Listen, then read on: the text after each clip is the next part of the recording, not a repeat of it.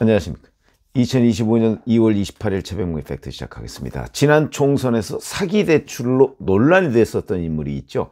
양문석 의원. 그 후에 당선이 됐습니다. 근데 이제 검찰 수사가 시작됐죠. 그 과정에서 본인이 페이스북에다가 뭐 이런저런 해명도 내놓고 뭐 그랬습니다. 근데 저희가 그 과정을 쭉 지켜봤지만 그거 사기 대출이 맞는다 하는 거였는데 본인은 아니다 그러면서 뭐 고소하고 뭐 이렇게 돼 있었습니다. 그런데 그 사람에 대한 1심 선고가 나왔습니다. 당선 무효형. 그것도 두 가지. 그러니까 사기 대출뿐만 아니고 그걸 해명하는 과정에서 거짓말 이것까지. 그런데 놀라운 일은 그게 5개월 만에 나왔습니다. 무슨 말씀이냐면 자, 기소가 된 거는요. 2021년 4월에 뭐 총선은 2024년이니까 그 몇 년 전에 당시 대학생인 딸의 이름을 빌려서 대구 수성새마을금고로부터 11억 원 규모의 사업자 대출을 받았죠. 딸은 사업가가 아닙니다. 그러니까 이게 사기라는 거죠. 그래서 서울 서초구에 아파트를 사는데 보탠 겁니다. 그러니까 그 아파트 매매 가격의 대부분을 딸 명의로 사업자 대출을 받아서 충당을 했다는 거죠. 그리고 이 과정에서 새마을금고를 속이려고 거래 명세서, 증빙서류 뭐 이런 것들을 위조해서 제출했다. 이게 이제 사기 및 사문서 위조 및 동행사 이런 혐의가 되는 겁니다. 요 혐의가 하나가 있고요. 그다음에 이제 페이스북에다가 양문석 당시 후보죠. 이렇게 얘기했습니다. 아니 그거는 새마을금고가 먼저 대출을 제안한 거고 나는 의도적으로 새마을금고를 속인 적이 없다. 새마을금고가 대출금이 제대로 쓰이는지를 확인하지 않은 거다. 이렇게 갖고 새마을금고 탓을 했습니다. 그걸 페이스북에다 올렸습니다. 그런데 이 내용이 허위사실 유포다. 공직선거법상. 이재명 대표가 김문기 씨를 몰랐다. 백현동 용도 변경이 박근혜 국토부의 협박에 의한 것이다. 이런 게 허위사실 유포다. 이렇게 해서 지금 그 결심하고 3월 26일에 선고를 남겨놓고 있죠. 2심 선고를. 똑같은 겁니다. 이 사람도 자기가 무슨 의혹을 받고 있으니까 그 의혹이 사실이 아니다. 그래서 왜 그러냐? 선거에 당선될 목적으로. 당장 선거 시급하지 않습니까? 그래서 그렇게 했는데 그게 허위사실 유포다. 그거 하나. 또 다른 허위사실.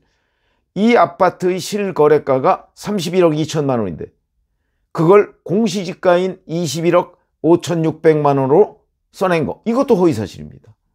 이런 것들이 대단히 중요합니다. 자, 그래서 이게 이렇게 이제 기소가 됐고요. 그런데 수원지법 안산지원 형사 2부 이 재판부가 사기 혐의에 대해서는 징역 1년 6개월, 집행유예 3년.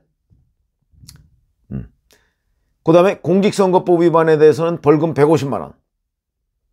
벌금 150만 원만 가지고서도 당선 무효가 되는데 더군다나 사기 혐의 이 부분에 관해서 징역 1년 6개월 이건 뭐 당연히 당선 무효입니다. 이 두 가지가 겹쳤습니다.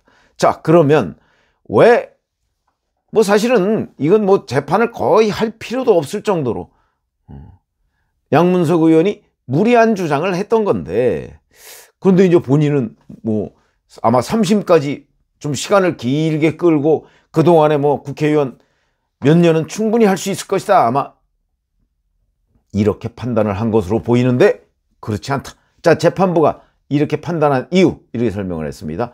이 사건 대출 규모 11억 원이니까 언론 보도 이후에 대출금이 모두 변제된 점. 그러니까 언론에서 보도하니까 대출금을 갚은 겁니다. 그 다음에 허위 재산 신고 등이 선거에 미친 영향이 크다고 보이지 않는다. 크다 이거죠. 크다. 새마을금고의 과실도 영향을 미친 점. 그러니까 새마을금고가 이걸 제대로 들여다보지 않았다. 그래서 아마 형량을 조금 줄여줬다. 뭐 이런 걸로 보입니다.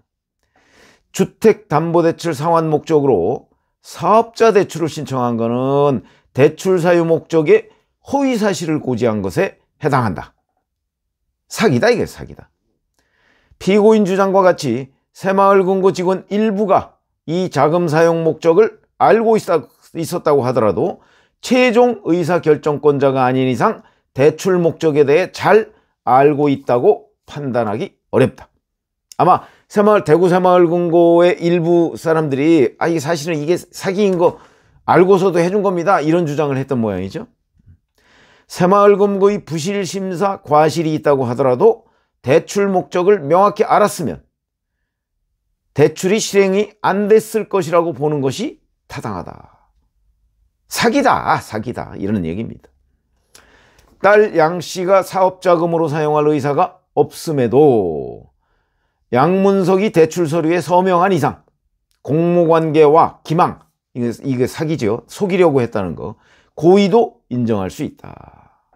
그 다음에 페이스북 글 내용에 관해서는 글의 내용 중에는 단순한 억울함 토로를 넘어서 객관적 사실과 맞지 않는 허위사실이 담겨 있다. 그러니까 허위사실 유포도 유죄, 벌금 150만 원 이렇게 된 겁니다. 근데 자, 이런 거는 뭐 어찌 보면 이 사기 대출이나 허위사실에 관한 사실관계 팩트 체크를 해보면 뭐 쉽게 우리가 판단을 낼 수 있는 건데, 자, 작년 9월 25일에 기소를 했습니다. 몇 달이 지났죠? 5개월하고 3일이 지났습니다. 그러니까 633 원칙에 딱 부합하는 1심 선고가 나왔다. 조희대 대법원장이 그렇게도 강조해온 633 선거법 원칙, 여기에 딱 적당하게 지금 5개월 3일 만에 당선 무효형 선고가 나온 겁니다. 이런 점을 본다면 조희대 사법부의 신속 공정한 재판에 아주 딱 들어맞는 케이스다, 이렇게 보시는 게 맞죠. 이 재판장이 조희대 대법원장이 얘기한 633 공직선거법상 강행 규정으로 되어 있는 이 규정을 명확하게 지키려고 노력했다라는 게 충분히 보이죠. 자, 이렇게 되면 앞으로 이제 고등법원, 대법원까지 갈 겁니다. 가게 되면 633 잘 따져보시면, 자, 2월 말에 1심 선고가 나왔으니까 이제 3월 초부터 가면 3, 그럼 언제죠? 5월 말 내지는 6월 초, 뭐 요 정도 3, 그 다음에 또 3, 그러면 8월 말 내지 9월 초, 이때쯤이면 양문석 의원은 금배지가 떨어진다. 그래서 제가 보건대 이 아주 공직선거법상 강행 규정에 충실한 선고였다. 물론 팩트체크도 팩트체크지만 공정한 재판 못지않게 중요한 것이 선거법에서는 신속한 재판이거든요. 왜냐하면 양문석 후보는 당시 이런 사실이 다 만약에 일반 유권자들한테 명확하게 알려졌다면 당선이 안 됐을 수도 있는 것 아니냐. 재판부의 판단이 그런 것이고, 공직선거법상의 허위사실 유포를 우리가 처벌하는 이유, 그건 바로 이런 유권자들을 속여서 당선되는 사례를 막고, 만약에 그런 일이 실제 있었다고 할지라도 이걸 바로잡아서 금배지를 떼는 데에 있습니다. 그러니까 이재명 대표의 선거법 위반 사건도 사실은 당연히 그렇게 했어야 되는데 1심 판사가 2년 2개월을 끌고 중간에 뭐 이런저런 뭐 재판 지연 전수를 본인이 다 받아주고 판사도 거기에 뭐 거의 부합하고 부안해동하고 이런 바람에 2년 2개월을 끊었던 것이죠. 그것도 원래 그냥 간단하게 끝날 수 있는 사안입니다. 근데 여하튼 633 원칙에 충실한 재판 결과가 나왔다. 그래서 앞으로 33 원칙에 충실하면 양문석 의원은 올 8월, 9월, 올 가을이 되기 전에 배지가 떨어질 가능성이 높아졌다.